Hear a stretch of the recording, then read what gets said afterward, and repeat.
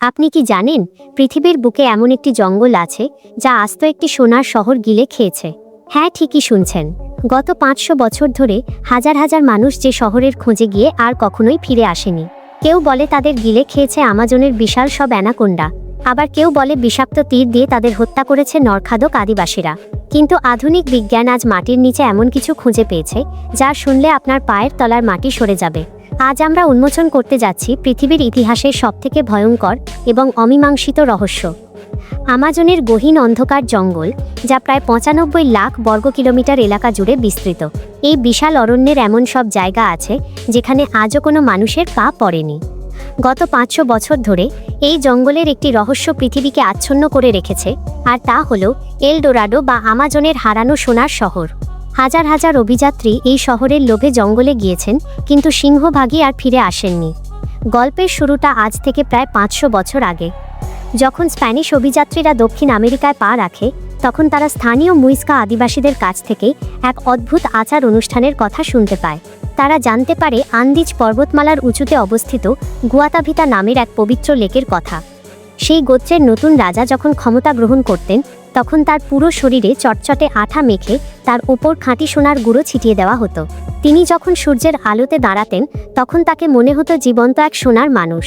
এরপর তিনি একটি ভেলায় চড়ে লেকের মাঝখানে যেতেন এবং দেবতাদের সন্তুষ্ট করতে রাশি রাশি সোনার অলংকার পানিতে বিসর্জন দিতেন। এই কাহিনী শুনে স্প্যানিশদের মনে সোনার তৃষ্ণা জেগে ওঠে। তারা এই কাল্পনিক শহরের নাম দেয় এল ডোরাডো। 1541 সালে স্প্যানিশ সেনাপতি গনজালো পিজারো কয়েকশো সৈন্য এবং হাজার হাজার স্থানীয় কুলি নিয়ে আমাজনের গহীন জঙ্গলে প্রবেশ করেন। তাদের লক্ষ্য ছিল সেই সোনার পাহাড় খুঁজে বের করা, কিন্তু জঙ্গল তাদের সাদরে গ্রহণ করেনি। অনাহার, বিষাক্ত মাকড়সা, ম্যালেরিয়া এবং অজানা সব ভাইরাসে আক্রান্ত হয়ে পিজারোর অধিকাংশ সৈন্য মারা যায়। এক পর্যায়ে তারা এতটাই ক্ষুধার্ত হয়ে পড়েছিল যে তারা তাদের সাথে থাকা কুকুর এবং ঘোড়া পর্যন্ত খেয়ে ফেলেছিল। শেষ পর্যন্ত পিজারো খালি হাতে ফিরে আসলেও তার এক সঙ্গী ফ্রান্সিসকো ওরেলানা আমাজন নদী ধরে এগিয়ে যান এবং দাবি করেন যে তিনি জঙ্গলের গভীরে বিশাল সব শহর এবং উন্নত সভ্যতা দেখেছেন। তার এই দাবি এল ডোরাডোর আগুনকে আরও উস্কে দেয়। সময়ের সাথে সাথে এল ডোরাডো কেবল একজন সোনার মানুষ থেকে একটি বিশাল সোনার শহরে পরিণত হয়। মানুষ বিশ্বাস করতে শুরু করে যে আমাজনের কোথাও এমন এক শহর আছে যার প্রতিটি ইট সোনা দিয়ে তৈরি। 1595 সালে বিখ্যাত ইংরেজ অভিযাত্রী স্যার ওয়াল্টার রালে এল ডোরাডোর খোঁজে গায়ানা অঞ্চলে অভিযান চালান। তিনি তার বইয়ে লিখেছিলেন যে তিনি মানোয়া নামের এক বিশাল শহরের খুব কাছে পৌঁছে গিয়েছিলেন, যা সোনার খনি দিয়ে ঘেরা। যদিও তিনি শহরটি খুঁজে পাননি, কিন্তু তার লেখা পরে পরবর্তী কয়েকশো বছর ধরে শত শত মানুষ সোনার নেশায় আমাজনে প্রাণ হারিয়েছেন। এল ডোরাডোর ইতিহাসের সবথেকে রহস্যময় অধ্যায় শুরু হয় 1925 সালে। ব্রিটিশ কর্নেল এবং বিখ্যাত মানচিত্রকর পার্সি ফসেট দাবি করেন যে তিনি আমাজনের প্রাচীন পাণ্ডুলিপি পড়ে একটি অত্যন্ত উন্নত শহরের সন্ধান পেয়েছেন। তিনি এই শহরের নাম দিয়েছিলেন সিটি অফ জেদ। তার মতে এই শহরটি আটলান্টিসের মতোই উন্নত ছিল। ফসেট তার বড় ছেলে এবং এক বন্ধুকে নিয়ে আমাজনের মাতো গ্রোসো জঙ্গলে প্রবেশ করেন। তারা যাওয়ার আগে বলে গিয়েছিলেন যে যদি তারা ফিরে না আসেন, তবে যেন কেউ তাদের খুঁজতে না যায়। আজ 100 বছর পার হয়ে গেলেও পার্সি ফসেটের কোনো চিহ্ন খুঁজে পাওয়া যায়নি। বলা হয় যে আমাজনের কোনো আদিবাসী গোত্র তাদের হত্যা করেছে, অথবা তারা চিরদিনের জন্য সেই জাদুর শহরে হারিয়ে গেছেন।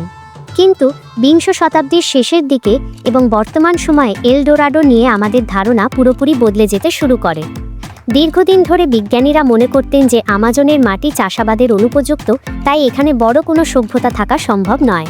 কিন্তু সাম্প্রতিক সময়ে লিডার বা লেজার প্রযুক্তির সাহায্যে ড্রোন ব্যবহার করে জঙ্গলের ঘন পাতার নিচ দিয়ে মাটির ছবি তোলা হয়েছে, আর যা দেখা গেছে তা দেখে পুরো বিশ্ব স্তম্ভিত। বিজ্ঞানীরা আমাজনের গভীরে জ্যামিতিক আকারে তৈরি বিশাল সব পরিখা রাস্তা এবং বড় বড় শহরের ধ্বংসাবশেষ খুঁজে পেয়েছেন। এখানে এমন এক ধরনের কালো মাটি পাওয়া গেছে যাকে বলা হয় তেরা প্রেতা।